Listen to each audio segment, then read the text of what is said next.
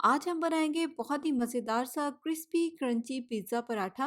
बहुत ही मज़े की लेकिन सिंपल सी चीज़ों के साथ बहुत ही कम टाइम में तैयार होने वाली रेसिपी है। अस्सलाम वालेकुम, मैं हूँ Sadia Uzair. Welcome back to Sadia Uzair's kitchen. Recipe पसंद आए तो वीडियो को लाइक शेयर और चैनल को सब्सक्राइब भी ज़रूर कीजिएगा। बिस्मिल्लाहिर्रहमानिर्रहीम। तो पिज़्ज़ा पराठा की डो तैयार करने के लिए यहाँ पर मैंने टोटल 3/4 कप नीम गर्म दूध लिया है। इसमें से थोड़ा सा दूध बाउल में डाल देंगे खमीर को राइस करने के लिए। साथ ही इसमें शामिल कर देंगे 1 चाय का चम्मच चीनी, 1 चाय का चम्मच खमीर या इंस्टेंट ईस्ट और 1 चाय का चम्मच ऑयल। दूध में इनको अच्छी तरह से मिक्स कर लेंगे। खमीर को मिक्स होने में 1-2 मिनट का टाइम लगेगा। आप चाहें तो आप इसको थोड़ी देर के लिए इसी तरह से पड़ा रहने दें ताकि खमीर अच्छी तरह से डिज़ोल्व हो जाए।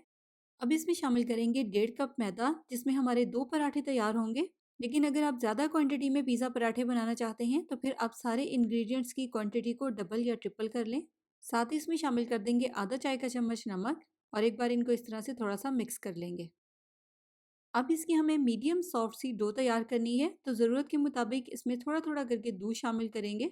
मैदा जब इस तरह से इकट्ठा हो जाएगा फिर इसको हम हाथ से गूंदेंगे और इसकी मीडियम सॉफ्ट और नरमो मुलायम सी डो तैयार कर लेंगे। देखें, सॉफ्ट सी डो तैयार हो गई है। अच्छी तरह से इसको हमें गूंदना है, डो ज़्यादा सख्त नहीं होनी चाहिए। जो हमने 3/4 कप दूध लिया था तकरीबन सारा दूध ही इसमें ऐड हो गया है। बस ये इतना सा, सिर्फ 1 टेबल स्पून के जितना दूध बचा है। बस डो को कवर करके किसी भी नीम गर्म जगह पर रख देंगे ताकि ये अच्छी तरह से राइस हो जाए।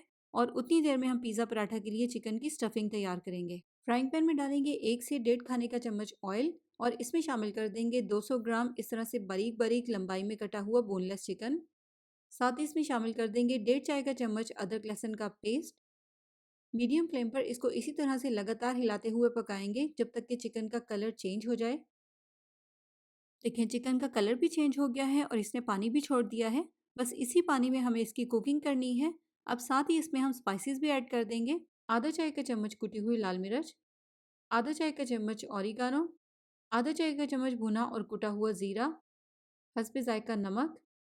अब हल्की आंच पर इसको हमें पकाना है जब तक कि चिकन का पानी भी अच्छी तरह से ड्राई हो जाए। इसके अलावा चिकन भी हमने क्योंकि बहुत बारीक बारीक पीसेस में काटा है, इसलिए साथ के साथ चिकन भी बहुत अच्छी तरह से पक जाएगा। तो बस यहाँ पर ये बिल्कुल ड्राई हो गया है और चिकन भी बहुत अच्छी तरह से पक गया है। बस अब फ्लेम को ऑफ करेंगे, चूल्हे पर से उतार लेंगे। चिकन यहाँ पर बिल्कुल तैयार है। और दूसरी तरफ डो भी अच्छी तरह से राइस हो गई है। इसमें जितनी भी एक्स्ट्रा एयर है इस तरह से इसको निकाल देंगे। अब इस डो से हमें 4 पेड़े तैयार करने हैं, तो पहले इनको इस तरह से एक ही साइज़ के इक्वल 4 पोर्शंस में डिवाइड कर लेंगे और फिर उसके बाद जिस तरह से नॉर्मली रोटी के लिए पेड़ा बनाया जाता है उस तरह से इसका पेड़ा बना लेंगे। तो चारों पेड़े तैयार करने के बाद इनको कवर करके थोड़ी देर के लिए रेस्ट पर रखेंगे ताकि ये थोड़े से ठहर जाएं, क्योंकि पेड़ा बनाने की वजह से इनमें स्ट्रेचिंग आ गई है। 10 से 15 मिनट तक यहाँ पर मैंने इनको रेस्ट दिया है। इसके बाद अब हम इससे पिज़्ज़ा पराठा तैयार करेंगे।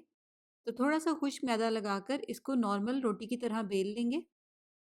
बेलने के बाद इसको ट्रांसफ़र कर लेंगे एक बटर पेपर के ऊपर। इस तरह से जब हम इसकी फिलिंग कर लेंगे तो इसको उठाना ईज़ी हो जाएगा।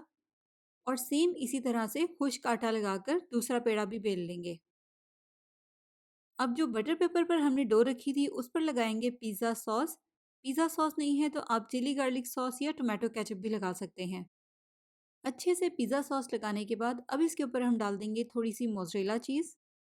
इसके बाद जो हमने चिकन की स्टफिंग तैयार की थी वो इस तरह से थोड़ी सी इसके ऊपर फैला देंगे।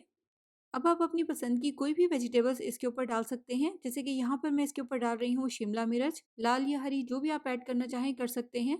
उसके बाद प्याज और थोड़े से ऑलिव्स।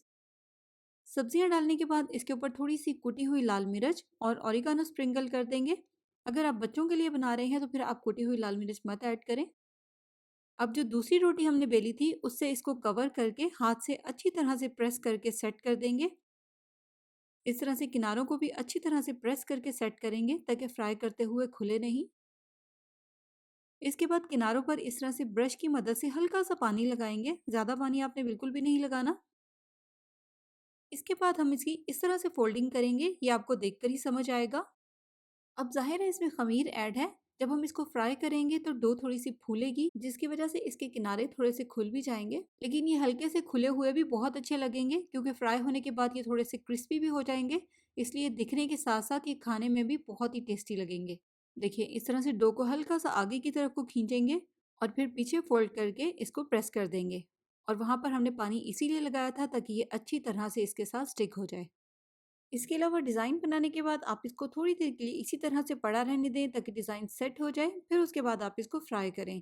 यहाँ पर मैंने इसको 5 मिनट का रेस्ट दिया है, अब इसको हम फ्राई करेंगे। और फ्राई करने के लिए अगर आप चाहें तो आप इसको सेम इसी तरह से डीप फ्राई कर लें, या फिर आप इसको सेम पराठे की तरह तवे पर भी पका सकते हैं। इसके अलावा यहाँ पर आपने देखा है कि मैंने इसमें एक वुडन स्टिक की मदद से 2-3 होल भी किए हैं, क्योंकि अगर इसमें एयर प्रेशर बना तो ये फूलेगा, जिसकी वजह से पराठा खुल भी सकता है। बस अब इसको हमें इसी तरह से दोनों साइडों से उलटते-पलटते हुए गोल्डन और क्रिस्पी होने तक फ्राई कर लेना है। अगर आप तवे पर पकाएंगे तो फिर आपको सेम पराठे की तरह ही इसको पकाना है। तो मज़ेदार सा क्रिस्पी क्रिस्पी पिज़्ज़ा पराठा यहाँ पर हमारा तैयार है। बनाएं और इंजॉय करें। बच्चों के लंच बॉक्स के लिए और स्नैक के लिए भी एक बेहतरीन ऑप्शन है। ट्राई करें तो अपना फीडबैक ज़रूर मेरे साथ शेयर कीजिएगा। जाते जाते वीडियो को लाइक शेयर, चैनल को सब्सक्राइब करना भी बिल्कुल मत भूलिएगा। अपना बहुत सा ख्याल रखिएगा, दुआओं में याद रखिएगा। Thank you for watching. अल्लाह हाफिज़।